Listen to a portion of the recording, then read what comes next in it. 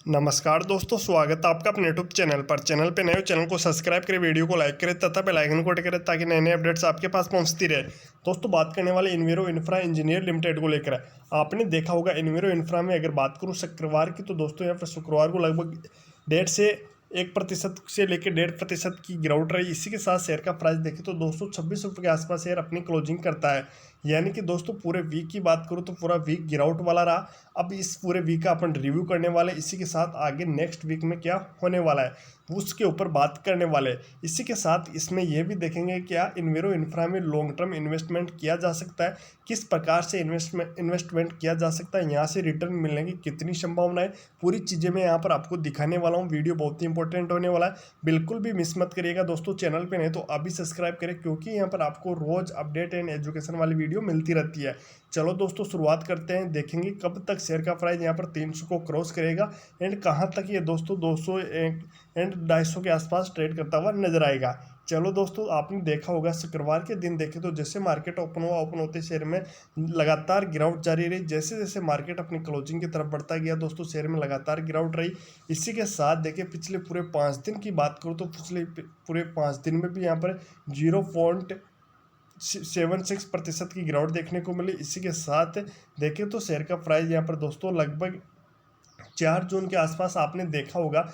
जब से पूरे वीक की बात करूँ तो पूरे वीक में यहाँ पर प्रॉफिट बुकिंग देखने को मिली एंड गिरावट लगातार जारी रही। इसी के साथ क्या महत्वपूर्ण इस वीक में 2 बड़ी अपडेट्स भी रही कंपनी के लिए। बड़ी अपडेट्स रही, उनका असर अब नेक्स्ट वीक मंडे से आपको देखने को मिलेगा, वहाँ पर इनके बारे में बात करने वाले। इसी के साथ अगर इसका इंट्राडे हाई देखिए दोस्तों शुक्रवार का, तो लगभग 231 रुपये का शेयर का इंट्राडे हाई रहा। इसी के साथ 224 रुपये का शेयर का इंट्राडे लो भी देखने को मिला। अगर इसके 52वीक हाई की बात करूँ तो लगभग 391 रुपये का इसका 52वीक हाई है। इसी के साथ 182 रुपये का शेयर का 52वीक लो है। यानी कि दोस्तों यहाँ पर कई निवेशक ऐसे हैं जिन्होंने शेयर को 350 रुपये के आसपास भी बाई किया हुआ है, तो उनको अभी बड़ा लॉस देखने को मिल रहा है।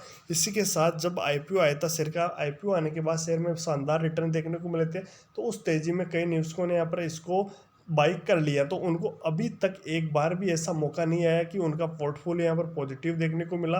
लगातार उनको नुकसान होता ही नजर आ रहा। अब उन निवेशकों को भी समझ में आएगा कि उनको कितना अब और वेट करना होगा, क्योंकि वीडियो में अपन देखने वाले हैं किस प्रकार से कंपनी अब नए नए काम करने वाली, नई परियोजनाओं पर कंपनी लगातार अपनी विस्तारित योजना बता रही है। इसी के साथ आपने देखा होगा पिछले 2 वीक पहले की बात करूँ तो कंपनी का Q4 का रिजल्ट्स रहा था दोस्तों। Q4 के रिजल्ट्स में भी कंपनी ने बहुत ही शानदार परफॉर्मेंस करके दिखाई थी। तो लॉन्ग टर्म की बात यहीं से स्टार्ट हो जाती है कि कंपनी का लगातार दोस्तों Q4 के रिजल्ट्स में शानदार धमाका देना। इसी के साथ इसकी विस्तारित योजना देखते हैं तो उसमें भी यहाँ पर अच्छी ग्रोथ नज़र आती है। अब सबसे पहले बात कर लेते हैं पिछले वीक आई हुई लेटेस्ट अपडेट को, यानी कि पिछले वीक ने इसी वीक 4 जून को कंपनी ने एक नई बड़ी अपडेट दी थी। यानी कि 4 जून 2025 को EII रिन्यूएबल्स का अधिग्रहण पूरा कर लिया। यानी कि दोस्तों इन्वेरो इंफ्रा इंजीनियर्स ने EII एक रिन्यूएबल्स कंपनी है जिसका अधिग्रहण पूरा कर लिया।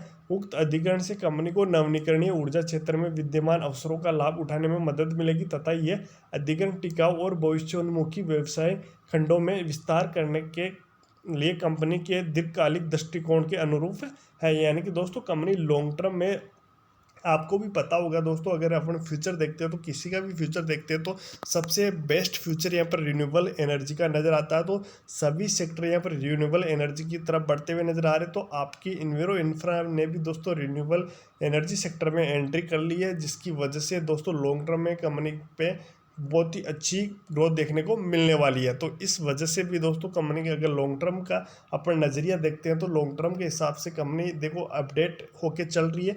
यानी कि एक अच्छा रिटर्न यहाँ पर लॉन्ग टर्म में कंपनी बना सकती है। इसी के साथ देखिए दोस्तों, आपने देखा होगा कंपनी के बारे में मैंने आपको पहले भी बात किया था कि कंपनी किस बेस पे काम करती है एंड कहाँ कहाँ बात करती है, आपको पता होगा दोस्तों। अगर इसके मार्केट कैप की बात करूँ तो 3,955 करोड़ का इसका मार्केट कैप है। इसी के साथ दोस्तों इसका स्टॉक का PE आप देखोगे तो 22.4 का कंपनी का PE है। इसी के साथ बात करूँ दोस्तों, ये भी अच्छा है। इससे माना जाता है कि जिस भी कंपनी का PE 30 से नीचे होता है, 20 या 20 के आसपास या 20 से नीचे होता है, तो उसका PE अच्छा माना जाता है। इसका अभी 22.4 के आसपास इसका PE है। इसी के साथ बुक वैल्यू की बात करें तो 56.7 रुपये की इसकी बुक वैल्यू है। एंड इसका देखें दोस्तों डिविडेंड की बात करें तो कंपनी अभी कोई किसी भी प्रकार का डिविडेंड नहीं दे रही है। ROCE की बात करूँ तो लगभग 31.7% का इसका ROCE है। इसी के साथ बात करें दोस्तों ROE की तो लगभग 27.4% का इसका ROE है।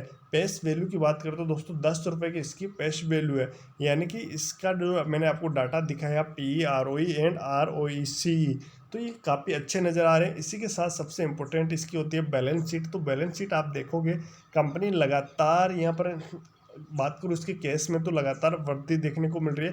कंपनी के पास अभी लगभग फिलहाल 819 करोड़ रुपए का कंपनी के आस पास कैश है, जिसकी वजह से कंपनी कुछ भी नया काम कर सकती है।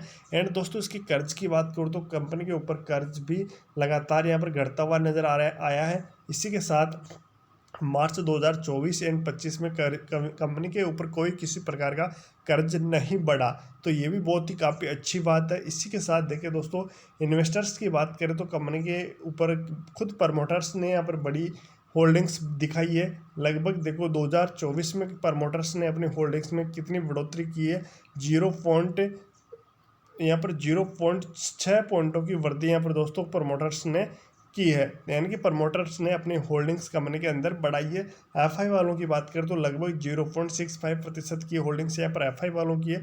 DI वालों की देखोगे तो लगभग 3.5% से ऊपर होल्डिंग्स DI वालों की है। तो डाटा ऑल ओवर अच्छा है, इस वजह से इस प्रकार के फंडामेंटली डाटा से पता चलता है कि इन्विरो इंफ्रा इन फ्यूचर तो अच्छा करने वाली है, क्योंकि कंपनी की एक विस्तारित योजना दिखाई देती है एंड मजबूत ऑर्डर बुक कंपनी के पास नजर आता है। और नए नए सेगमेंट यानी कि रिन्यूएबल एनर्जी सेगमेंट में भी अब कंपनी उतर चुकी है, जिसकी वजह से कंपनी और नई ग्रोथ दिखाने वाली है। तो आपको दोस्तों अगर थोड़ा भी आपने इन्वेस्ट किया हुआ शेयर में और आपको लग रहा है कि क्या मेरा पैसा तो आगे इन फ्यूचर घट जाएगा, तो ऐसा तो होने वाला नहीं है। अभी फिलहाल दोस्तों इसकी करंट स्थिति में आपको बताऊं तो करंट स्थिति नेक्स्ट वीक से कंपनी में पॉजिटिविटी रहने की पूरी पूरी संभावना है। इसी के साथ इसको 300 को क्रॉस करने के बाद दोस्तों एक अच्छी रैली यहाँ पर देखने को मिल सकती है। 300 क्रॉस करने में थोड़ा टाइम लग सकता है, लेकिन ये 101% से 300 को क्रॉस करता हुआ आपको दिखाई देगा। इसी के साथ दोस्तों शुक्रवार का अगर इसका वो देखें अपन डाटा वॉल्यूम देखोगे तो लगभग 21.5 लाख का यहाँ पर उस शेयर में वॉल्यूम बनता हुआ नजर आया एंड 48.5 करोड़ का कारोबार होता हुआ दिखाई दिया। डिलीवरेबल शेयरों की बात करें तो लगभग से 38% शेयर यहाँ पर डिलीवरेबल होते हुए नजर आ रहे हैं। डाटा से पता चल रहा है कि नेक्स्ट वीक कंपनी के अंदर पॉजिटिविटी बनने वाली है। तो इस प्रकार से ये लेटेस्ट अपडेट दोस्तों मैंने आपको इन्विरो इंफ्रा इंजीनियर लिमिटेड को लेकर बता दी है। इसके अलावा आपके मन में कोई सवाल रह गया तो आप कमेंट करके पूछ सकते हो। चैनल पे नए हो तो अभी सब्सक्राइब करें, क्योंकि यहाँ पर आपको रोज़ अपडेट एंड एजुकेशन वाली वीडियो मिलती रहती है। आपने देखा होगा रिजल्ट्स के बाद एक अच्छी तेजी आने के बाद लगातार इसमें ग्राउट जारी रही है। तो इस ग्राउट का कारण मैंने आपको पहले बताया था और आज फिर बता रहा हूँ, ये प्रॉफिट बुकिंग की वजह से दोस्तों शेयर में ग्राउट देखने को मिली है। ये शॉर्ट टर्म ग्राउट है, लॉन्ग टर्म ग्राउट नहीं है।